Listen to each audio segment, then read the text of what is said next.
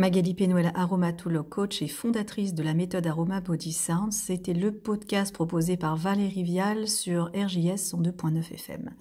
Donc je vais vous faire écouter donc ce début de podcast avec une petite présentation ici que je vous lis. Magali Pénoël, aromatologue, coach et fondatrice de la méthode Aroma Body Sound et l'invitée de Valérie Vial.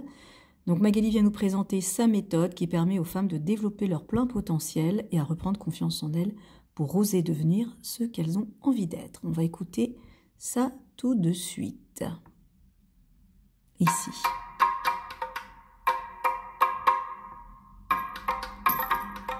L'invité de la rédaction, Valérie Vial. Mon invité de la rédaction aujourd'hui est Magali Pénoël, aromathérapeute, coach et fondatrice de la méthode Aroma Body Sound, un programme en direction entre autres des femmes pour leur permettre de gagner en confiance et même concrètement de prendre leur place au sein de l'entreprise. On appelle ça le leadership.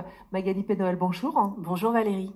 Alors, votre phrase d'accroche d'Aroma Body Sound est « Et si nous dansions les odeurs ?» Expliquez-nous ce que vous voulez dire par là. Exactement. Alors c'est vrai que là, on parle de la méthode. On prend l'exemple de la danse. En général, quand vous entendez une musique, si vous avez une musique plutôt rapide, vous allez avoir tendance à avoir des mouvements rapides.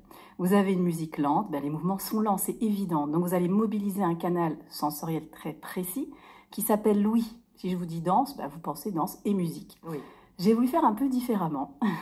Et là, je me suis inspirée de tout justement l'approche des neurosciences. Et c'est extrêmement intéressant.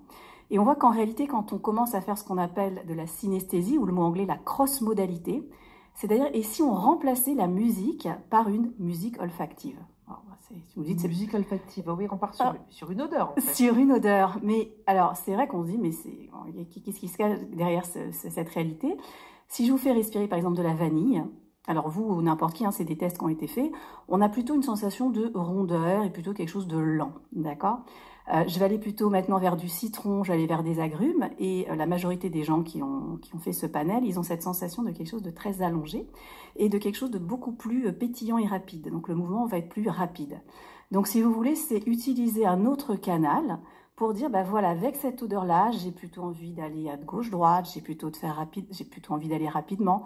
Alors, ça peut paraître original, mais il y a vraiment des études en neurosciences qui ont montré qu'on allait activer d'autres circuits neuronaux.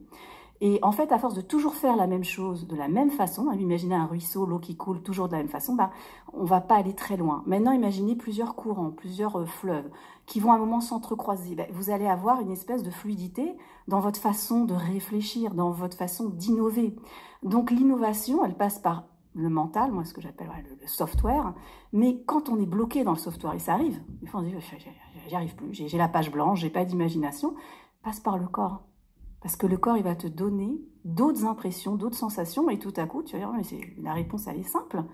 Donc, on peut exploiter ces différents canaux, et la beauté aussi de la chose, c'est que au bout d'un moment, quand on va activer tous ces différents canaux sensoriels, on va générer aussi des réponses nouvelles et différentes, et même sur notre santé. Alors après, c'est toutes ces recherches, mais voilà, c'est mobiliser toutes nos ressources, et pas simplement la ressource intellectuelle, en passant le temps par le corps. Vous n'êtes pas médecin, on le disait, vous êtes aromathérapeute. Comment est-ce que vous posez un diagnostic des sens qu'il faut éveiller, des sensations, des odeurs que vous allez mettre en interaction avec l'ouïe, si j'ai tout bien compris? Ouais. Alors, on va être très précise, parce que je sais qu'il y en a qui sont spécialisés en aroma. Moi, je suis aromatologue.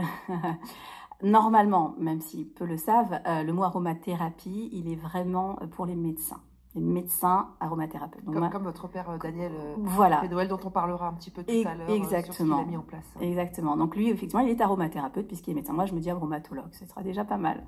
Alors, effectivement, le mot diagnostic ne sera pas posé. Ce sera le mot, ça peut être un bilan de vitalité, de compétences. Mais à la limite, moi, j'ai une approche un petit peu, je vais dire, alors est-ce que je vais oser le terme, africaine? Oui, ancré. Oui, alors pourquoi je dis africaine? Ma mère est d'Afrique du Nord. Bon, mon père est médecin, né à Paris, etc. Mais j'ai baigné dans une espèce de double culture. Et jusqu'à très peu de temps, même pas il y a un mois, je ne l'avais pas vraiment conscientisé. Et maintenant, je le dis, je suis d'une double culture.